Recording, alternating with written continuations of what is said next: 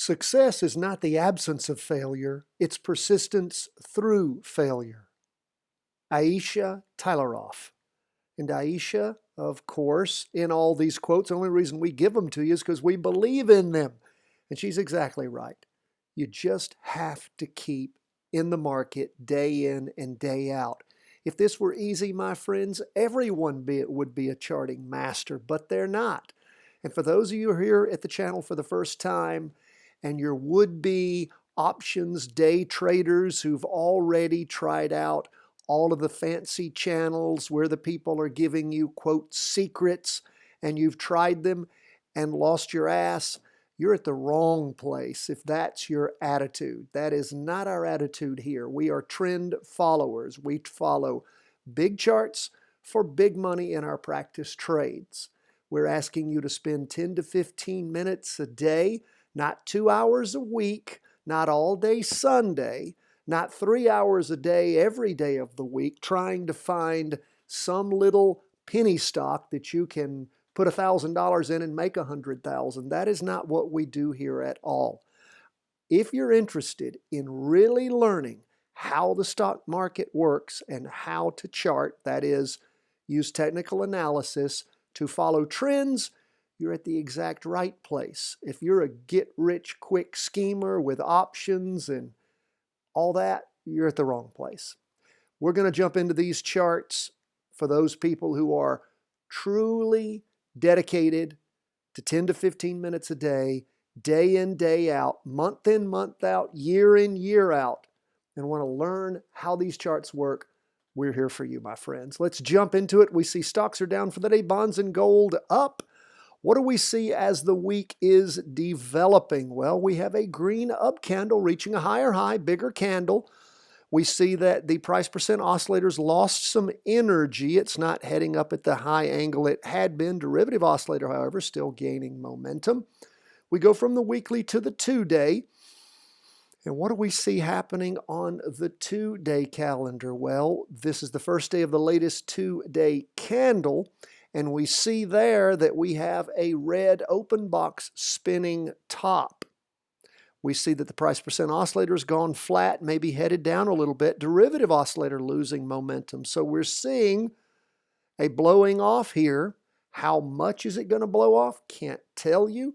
It is just the start of something that may be short term, may give you an opportunity to jump in for more up moves. Up moves may be over. Again, remember, we're trend followers. Trends have to set themselves and then we follow them. We look at the ominous signs on the 4-hour chart. What do we see there? We saw things slowing in the afternoon on Tuesday, and then we see down movement in the morning on Wednesday. Lots more down movement in the afternoon on Wednesday. Big red down candle with a long tail. And on the 4-hour chart, it's the biggest red candle we have seen in quite a while. And we saw things immediately pull over and start diving down. Derivative oscillator still positive, but close to negative. Price percent oscillator went negative in the morning and pulling well away from that red signal line in the afternoon. So caution, pay attention, something happening. Need to continue to watch and see what there is to see and what there is to learn. So keep your eye on things. Remember, 2-day is still in a confirmed up move, as is the weekly. Weekly still decently strong, but weakening a little bit. We'll continue to watch, see what there is to see. Now, the market, of course, would love to just pull the stops out and roll over, short the whole thing, because when we look at the price percent oscillator, we've talked about this before. Look at the higher high back in May that we reached, the week ending the 3rd of May. We see where the price percent oscillator topped at somewhere around, 2.4. Now, the price percent oscillator at the current point is 2.06. So in other words, we have a divergence going on. Had a higher price percent oscillator and a lower high than we have now. And again, we saw another topping point, price percent oscillator, up to 2.27. And again, a lower high than we are now on price, a higher price percent oscillator. So something to look at, something to pay attention to with that divergence, and the market would love to pull the stops out and short everything. So may or may not be happening. Remember, we're trend followers. We let the trend get set on the weekly and the 2-day, and then we jump in and grab that nice chunk of the pie, safe chunk of the pie on our practice trades. That's how we do it. We're not trying to forecast. We are not forecasters. We're not like day traders trying to catch anomalies. Things in the market that just prices not been able to be figured out by the market, and we're looking for an anomaly there, a market inefficiency. We're not trying to do that. We're trying to find trends and follow them for not pennies, but for dollars in our practice trades. And you guys who followed us, you've seen it over and over and over again with our weekly vertical crossovers. That's why we use them. That's why they work, friends. Let's look at the cues. What do we see there? Well, we also see things slowing down. Price percent oscillator, we can see that kink there where things have slowed down some for the week. Derivative oscillator is still heading up, but again, still heading up strong. We've reached a higher high on the candlesticks, the candle and the wick. So we'll continue to watch, see what there is to see, what there is to learn. What do we see on the 2-day chart? A red spinning top. First day of the latest 2-day candle means indecision, tending down. Now, it is not a solid red. It is appears to be an open box red. It's really almost a doji. But again, lots of indecision, tending down. Price percent oscillator started to head down. Derivative oscillator still positive, losing energy since it peaked back on the 7th of November. So we'll continue to watch. Go to the 4-hour chart. See the same kind of thing. A huge wick down where things just crashed over during the afternoon after a red spinning top in the morning. Price percent oscillator crossed over. Derivative oscillator managed to get over negative in the afternoon with all that down movement. So again, some caution there. We'll continue to watch, see what there is to see how this plays out. Are we going to get ourselves into a down trade before Christmas? I don't know. Don't know yet, but we're paying attention. Okay, what do we see going on bonds? Back to the weekly chart on bonds. We see where bonds on up week, the first up week since all the way back in early October. Green open box candle with a wick on top forming. Derivative oscillator still negative. Price percent oscillator is really pretty much flat, so still negative, but losing downward momentum. Go to the 2-day chart. First day of the latest 2-day candle. Look at that. Another green up candle, an even bigger one, and maybe portending a crossover on the 2-day chart. It's crossed over now, but we don't call a crossover till that chart ends. I'm sorry, till that candle ends. Candle doesn't end until the close of the market on Thursday. These are 2-day candles. But again, looking like got a crossover going up. We'll see. That would, of course, stop any potential of further trades as far as things going in that direction. So we'll continue to watch and see what there is to see there. And again, just keeping an eye on what's going on with bonds after all that downward movement. It's going to cut that possibility off a further downward movement. Going to go from the 2-day to the 4-hour. Of course, that 4-hour crossed over going up all the way back on the morning of the 13th on Wednesday.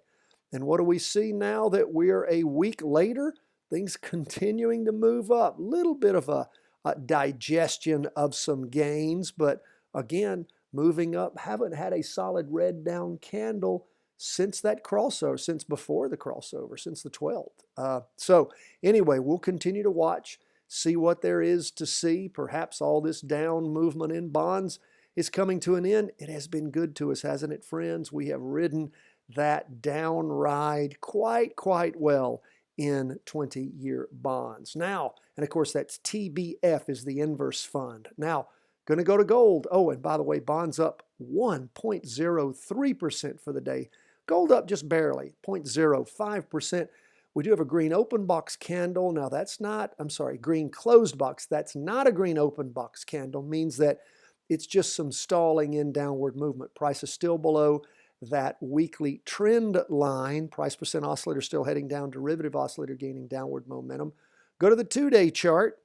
What do we see there? Well, we see things sliding sideways but upward. Managed to continue to make their way upward. We got green spinning tops each time. Indecision tending up. Pushed through the 2-day trend line back on the 15th. 2-day candle ending the 15th of November. And again, another up candle forming. Price percent oscillator still negative on the 2-day chart. Derivative oscillator losing downward momentum. So keep our eye on gold. Still confirmed down, but weakening. That 4-hour chart is managing there's a lot of sideways slide tending up, as we can see by the price percent oscillator. So continue to keep our eye on things. If for some reason the market really takes off again, a stock market, gold may roll over hard, and that might give you a good jumping in point. You know that, so keep that in mind.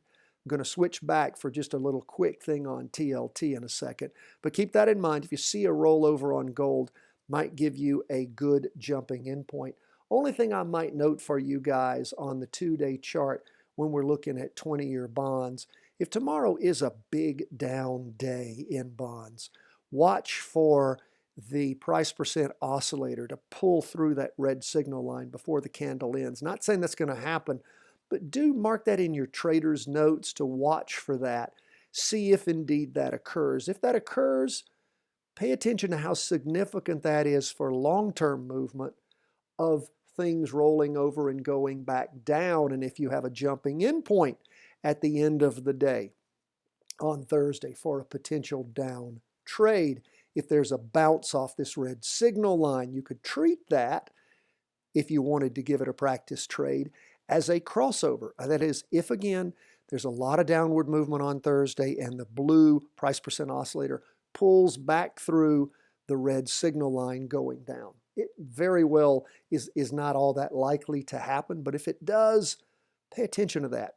That is significant and something you should note in your trader's journal and pay close attention to in the future, because you will see that happen at times. And typically, that's something important to pay attention to.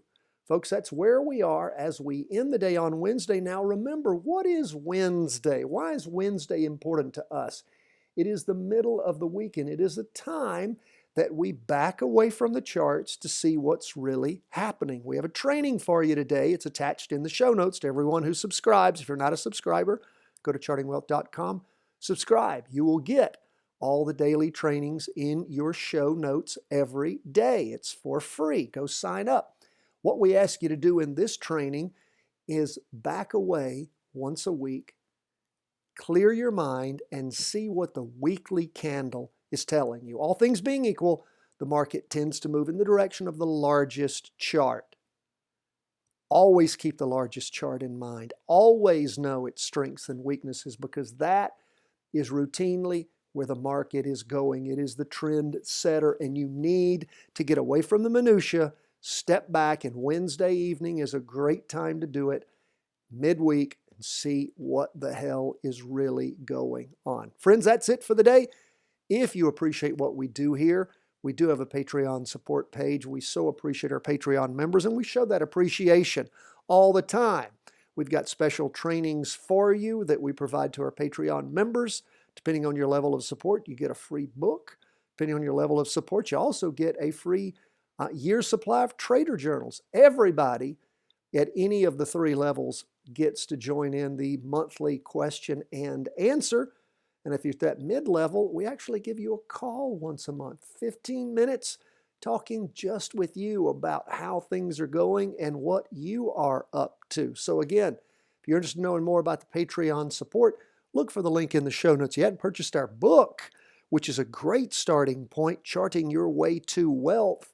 We've got an autographed copy for you, 13th printing. They are off the press and ready to head out to. If you live overseas, for some reason Square won't clear your foreign credit card, but if you will email us, cw@chartingwealth.com, guess what I'll do? Send you a PayPal invoice, pay that. I'll send your book to you wherever you are in the world, an autographed copy for everybody. God bless, my friends. All the best from the whole team at Charting Wealth World Headquarters.